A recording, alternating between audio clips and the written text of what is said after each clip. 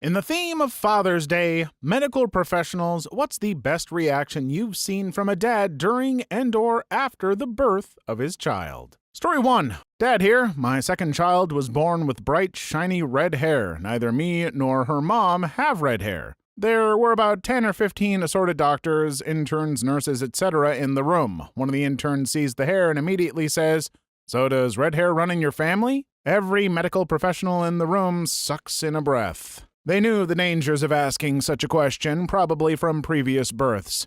I looked the intern in the eye and said, "Yes, hers and mine." Everyone breathed a collective sigh of relief and immediately went back to what they were doing. Had I been quicker on my feet, I would have said something to the effect of, "No, wait, frick, I knew it!" and stormed out while everyone glared evilly at the intern. It would have taught him a lesson. Story 2. My dad went to the hospital to visit me and my mom at the time. After hearing a baby scream so loud you could hear it from the elevator, he turns to the nurse with a silly grin on his face and tells her, "Well, this one had quite the vocal cords. I'm feeling sorry for his parents already." She turns to him and tells him, trying not to laugh, "You'll tell me. It's yours." Congratulations, new dad. Sounds like this one is gonna be a singer. Hope you hate sleeping. Story 3. I've worked in the local EMS system for about 6 years. In that time, I've become acquainted with a lot of the floor staff. Before my son was born, we arrived at the L&D unit and I was greeted by the staff warmly and excitedly. They made sure that both my then wife and I were treated with the best of care.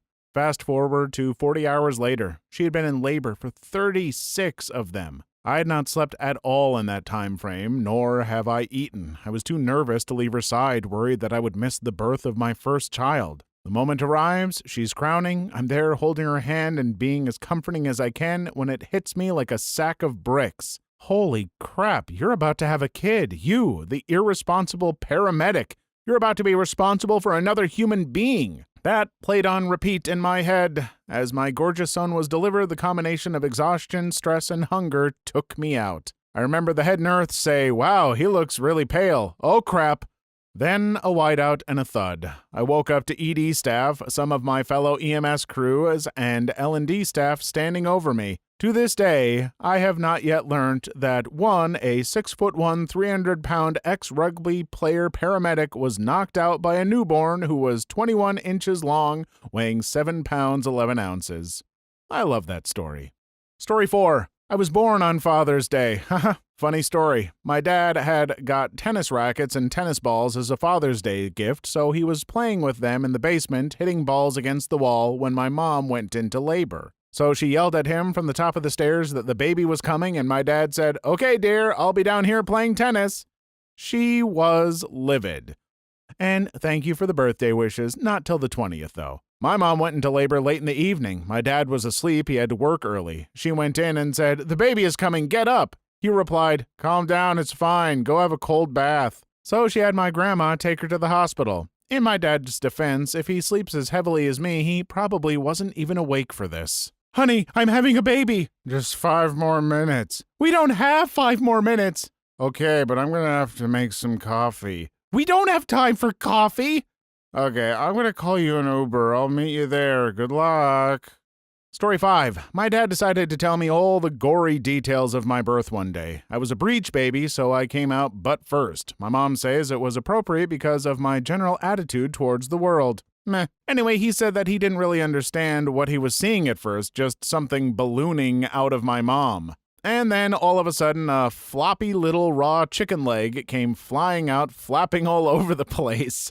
And then another popped out, wildly flopping around as well. He said it was like something out of a sci-fi horror flick. And then the rest of me finally came out and they cleaned me up, but watching me come out butt first apparently traumatized him. He always gets this look when recounting the story. My attitude toward the world, meh. I think it sums up your attitude nicely. Story 6. When my sister was born in the 80s, my dad was ill-prepared for what newborns sometimes look like when they come out. Newborn skulls are kinda squishy, so when my sis got squeezed out, her head got a little squashed and came out kinda conehead-like. In the delivering room, my dad smiled and said she was beautiful. Then he immediately exited, started crying, and called his friend Mike, a doctor, and said, "I don't know, man, there's something wrong with her. She came out looking like a friggin' hammerhead shark." His buddy had to convince him nothing was wrong and the head would go back to normal. Apparently, he kept saying, "But she looks like a friggin' hammerhead," over and over. The doctor friend is convincing him that's totally normal. Meanwhile, the wife is worriedly thinking back to her affair back when they were staying at Hawaii 9 months ago. It was a beautiful day at the beach. Her husband was on a fishing excursion when she saw him. That beautiful fin coming toward her in the water, those rows of teeth. How could she resist? Story 7. One of my good friends is a nurse at a regional hospital that serves the greater Tuscaloosa area. She told me this one a few weeks back. This is paraphrased to the best of what I can remember. It was the end of my shift and I was tired. I'd been on for 12 hours and I wanted to go home, but an extremely pregnant lady was just wheeled into admission. I saw this and groaned a bit, but I knew I was going to have to help. So about 7 hours later, the doctor, another nurse, and I are sitting in a delivery room watching this chick vomit up a baby. I've seen this several times before, you know. Comes with the job description. Anyway, the head was crowning, and the dad, who had been there the entire time comforting the crap out of his wife and just being an absolutely amazing husband, was just hunkered down watching this baby be born while holding his wife's hand. The first baby is out. It's a girl. He nods and keeps watching. Second baby is out. Also a girl. He nods. After we let the mom hold the girls, we took them to the nursery while the mom got situated. You know the drill. Dad disappeared. I didn't see him for another hour and a half, and I assumed he went home to shower or nap while the wife's parents looked after everything here. My shift was over, so I got my crap out of my locker and started to head home. On a whim, I decided to pass by the nursery to take a look at the twins I helped deliver. The dad was standing there with this really weird look on his face. Another nurse told me the guy had been standing there for about 2 hours just looking at his kids. I asked him if he was okay, and he said, "Yeah, looks like I'm a dad now," and then burst into some really heavy sobs. I freaked out a little bit and tried to console him, but he quit just as fast as he started, and his expression changed to that of pure unbridled joy. He apologized and then told me he was so excited to know who his little girls were going to be that he just couldn't stop looking at them. I started getting nervous about halfway through, but then everything turned out to be better than expected. Yeah, I've got to say, this is one heck of a lovely way to start this thread off. I have no kids and no interest in ever having kids of my own. Sorry, no little factoids running around, folks. But I do love hearing about people who are absolutely excited to be parents. It really puts a smile on my face, and I think this guy was on his way to being a great dad. Story 8. When I was born, my dad pulled out a Sharpie and drew a star at the bottom of my foot to make sure they didn't lose me. Story 9. I was a C-section baby. A couple of years ago, the topic came up with my parents while drinking. I mentioned that it sounds kind of gross. My father looks me right in the eye and says, "Have you ever met an alien?" It was just like that. I've seriously threatened my wife with watching the Alien trilogy when she was pregnant. I almost passed out at the first C-section. Hey, I was a C-section baby myself because I was coming out breech and got stuck, and I was her first kid. When my mom told me this, I was like, "Oh man, I'm sorry, that must have been awful." She said something along the lines of, "Hey, you were a big baby. Frankly, I'm glad they cut me open. The other way probably would have hurt way more." Story 10. I was born in the 80s and the ultrasound technology wasn't that great. What my parents didn't know that was instead of one baby, there were two. Our hearts were beating at the same time and they could never tell the sex, so they thought it was just one giant baby. So I came out. Then my mom says, "Doc, I still feel pain." And he looks and says, "I see another head." Apparently my father said, "What the frick? Whose baby is that?" And then my sister popped out. They were obviously floored. Story 11. When I was born, my father, who is a gynecologist himself, came from watching me do my big entrance, or exit, depending on how you look at it, and said to my mom, "You're not going to believe what you just did." I was over 10 pounds at birth. My uncle was 13 pounds when he was born in the late 1930s. My grandmother was 5 foot 1 inches tall, and he was her first child. That woman had a uterus and vagina of steel, no other explanation.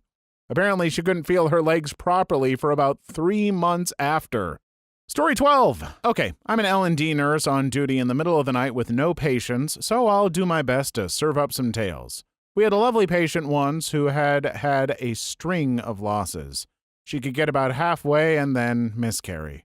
Well, our docs figured out the problem and got her through another pregnancy only for the baby to suffer a cord accident, O2 supply cut off, and pass away at term. It was a blow not only for the mom and dad, but to us as well, since we had come to know these really nice, kind people. Everyone was tiptoeing around, quiet and somber. We delivered her a dead little girl and let them hold her, talk to her, and say goodbye. I thought I could keep it together until they left, right up until I walked back in the room to bring the baby to the morgue. They had left the room by then, but had wrapped up their pretty little 8-pound girl in a beautiful new white blankie and laid her in the crib. She looked like she was sleeping and was still warm. And on top of her, tucked in the folds of the blanket, was one perfect long-stemmed, creamy pink rose. The dad had left a note. For our perfect little girl, name. Maintaining our professional distance, my coworker and I then burst into big, loud, sloppy sobs. I'm sniffing right now remembering this. She really was a pretty baby, not a mark on her. She'd be 13 or 14 now, I believe. Stories not done. 2 years later, they came back with a live pregnancy, and this time everyone was totally invested in the outcome. We hovered outside the door whilst she was in labor, fingers crossed, willing her to be okay. When she was pushing, we gave up all pretense of objectivity and clustered in the hallway holding our breath. When the baby gave his first cry, we all forgot ourselves, cheered loudly, and then, embarrassed, ran away. It was truly one of the happiest births I've ever attended. Shut up, I'm not crying, you're crying. And hey, I think you're allowed to actually cheer for that kind of stuff. Sounds like those folks went through a whole hell of a lot, and I think everyone should be happy for them.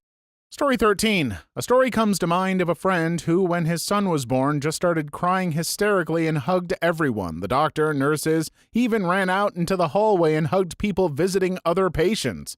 Always makes me smile when I think of it. Aw, this makes me want to have kids, but I still probably won't. Story 14. My friend told me his story. He was born with an umbilical cord wrapped around his neck, so he was a little purple when he was born. His mom couldn't see what he looked like. His dad told her, "He looks like a California raisin." Ha! I actually had the reverse problem. I was hyper-oxygenated and was red. My dad actually said, "Put this one back, she's not done yet." Let's have a look here. Yep, this baby has a soggy bottom. I'm sorry, but it's a bad bake. Story 15. My dad is a carpenter and was at work when he was told that my mom was in labor with me. His reaction? He went into a shocked stupor and accidentally shot his thumb with a nail gun. And that's the story of why my then 11-year-old sister had to fill out my birth certificate. Story 16. My birth was both a terrifying and wonderful day all at the same time. My mother hemorrhaged pretty badly, so my dad had this turbulent hour in which he was both crying with joy over the birth of his first child and also with terror at the thought of losing his wife. The doctors wouldn't let him back in the room while they were trying to save my mom's life, so apparently for this hour all he did was pace the hallways outside the room holding me and refusing to let anyone else near me, as if he was already preparing for it to just be me and him. My dad has never stopped being an utterly devoted and emotional father. Hey, I'll take an emotional father any day, but holy cow, I can't imagine what that would be like, the flood of emotions and worry and... My God, I'm glad it sounds like everything turned out okay for you all. Story 17. At a forceps delivery last night, the dad-to-be was so horrified/impressed by the amount of pain his wife had gone through during her labor that he phoned up his own mom to say thanks. Story 18. When I was born after 13 hours of labor, my dad looked at my full head of black hair and blue eyes, looked at my mom and said, "Are you sure she's mine?" My grandfather was the one the nurses let carry me back to my mom post-cleanup, and when my mom asked if I was okay, he said, "Yeah, I don't think the extra 2 toes will be a big hindrance," which led to my mom frantically tearing the blankets off to check my toes.